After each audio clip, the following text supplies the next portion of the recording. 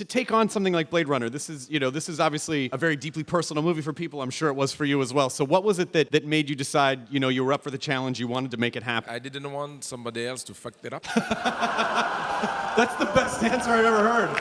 That is legitimately the best answer I've ever heard because it's honest. No, but it's one of my favorite movie of all time. I grew up with this movie. And it's like, it's true, Harrison. and it's part of the birth. When I decided to be a filmmaker, it's part of the birth of that desire, that dream. The movie was there, and I couldn't say no. But I didn't say yes spontaneously. It's not an easy task. It was a big challenge, but we had a lot of fun, I must say, doing it. And can you talk a little bit about working with Ridley Scott and just what that process was like a little bit? But the thing is that the best way to work with Ridley was that he was far away. Because the thing is that Ridley was very generous at the beginning. He explained to me what were his source of inspiration for the first movie, how he did it, what were the ideas, the main ideas behind it, the creative process of it. And then he let me alone. He said, it's your movie, it's your responsibility. If you need me, I'll be there. Otherwise, I'll be away. That was the best gift he could give me because I would not have been able to direct a movie with him just behind my back. Would not have been possible, I must say.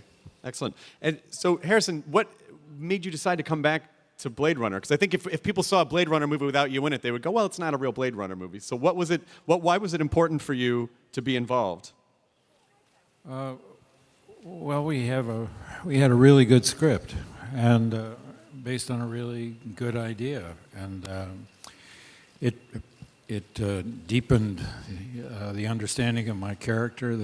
My character had very strong emotional relationships to other characters in the film, and I think I felt when I read the script that it had great depth, and it was a fantastic opportunity. I was delighted to be involved. Ryan Gosling.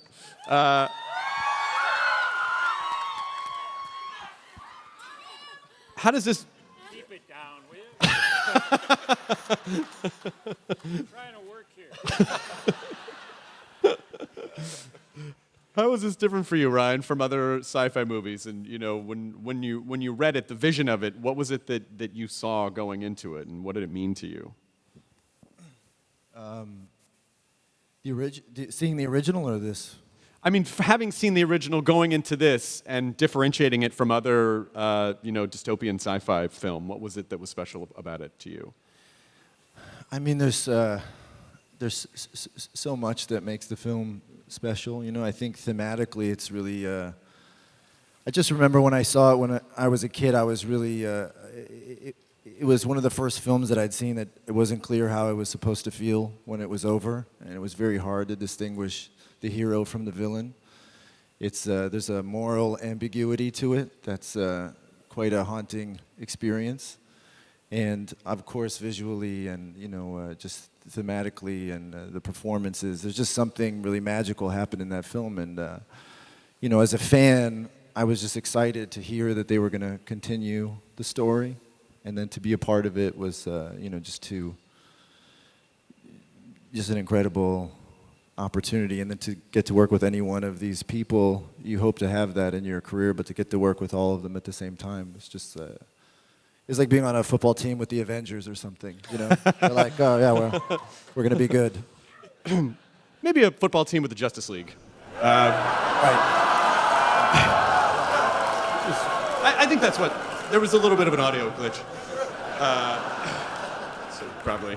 I just have a question for Harrison, which, you don't have, obviously don't answer this if you don't like the question, but I love that the themes of Blade Runner is really exploring the idea of our relationship to technology, and especially now, since the first one came out, we're so much more reliant on technology.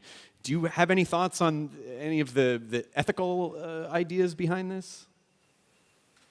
Yeah, I mean, the original film explored the ethics of the creation of replicants and their utility, and we further developed those themes in the story. Mm-hmm. But I'm not going to tell you anything about it. Okay.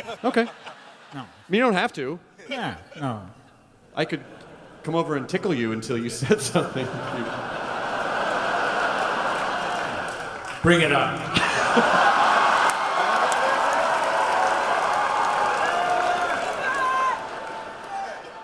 Host and presenter Chris Hardwick was brutally murdered today inside Hall H. That was awkward. Awkwardly attractive. I wonder if anyone else. I wonder if anyone else has any more ideas. Lenny, who I adore. Walking Dead is about as big a show as you can have on television. But have you? And even though you've worked on a lot of other films, have you worked on anything of this scale before? No. And I don't believe I'm here and this is happening. It was, up until now, I didn't even know that we were going to get this far. I can't believe it happened because it happened in a tiny, for me anyways, it was like a little gift that was kind of given. It happened in a tiny little window that it had to fit in the middle of shooting The Walking Dead, and I flew off to Budapest and I shot this thing and I came back and I went back into killing zombies, and then I got a phone call and here I am. Oh, that's fantastic. And then for Sylvia or Anna, any experiences working on the film that you want to share before we go to audience questions? Anything that was exciting to you? I mean, like what was...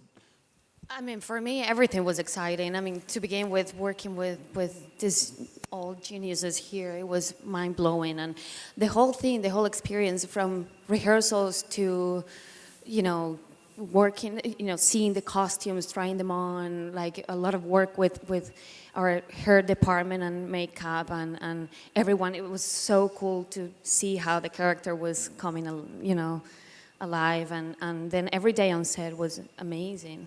Excellent. I'm sure people have audience questions, so we'll throw to questions for a couple minutes. Hi, what's your name? Hi there, my name is Cindy. I'm from Colombia. I came all over there, from there to here, sorry. Welcome. I'm super nervous. Welcome. Ryan, I love you so much. Thank you so much for being here. So my question is for the cast. If you could give any advice to your character, what will it be? Thank you. Any advice to an actor, you said? Any advice to an actor? Their cast, the entire cast. Oh, the entire cast. Yes. Okay. If I could give any advice to the cast, To your character. To your character.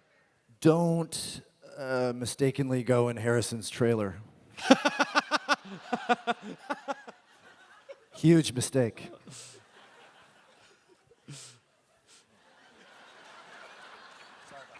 Good advice. Thank you for the question. Yeah. It might be a difficult question to answer without giving anything away, without revealing anything. But thank you for coming. Hi, what's your name? Hi, I'm Jonah. And what I was wondering was that it's been, a while since the original Blade Runner came out. Sorry, I'm very nervous. And what I was wondering is that, what did it feel like that kind of surreal moment? Like, when did it sink in? Like, we're doing Blade Runner again. Like, when did it really sink in? That's actually a really great question. Yeah, because obviously, you go to work and you're like, oh, I got a job, I got to learn this stuff. But there must have been a moment where it really started to sink in what it was that you were doing. I'm not sure that it has sunk in yet. I'm not sure this isn't like a giant, elaborate episode of Punk'd that I'm a part of somehow. No, honestly, it's so surreal because you grow up watching this film. It's such an iconic film. The universe is not isolated to the film itself. It's been borrowed from and inspired so many other movies. It's so expansive, and then to the point where it sort of felt like it then enveloped us, and we were in it and walking around in these incredible locations, and it's really hard to describe that feeling, and it really hasn't quite sunk in yet. I think we have time for one more question before we have to let everyone go. What's your name, sir? I'm Adam. Hey, Adam. What's your question? It's for Harrison Ford. Is your life goal to reboot every major franchise you helped to create? Like Blade Runner. You bet your ass it is.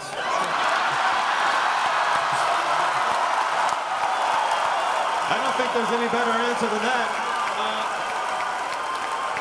Blade Runner 2049 is in theaters October 6th. Please have a huge hand for everyone on the panel. Denis Broderick, Andrew Hampton, Michael. Extraordinary cast, Harrison, Ryan, Anna, Lenny, and Sylvia. Thank you so much for being here. Thank you, Denis.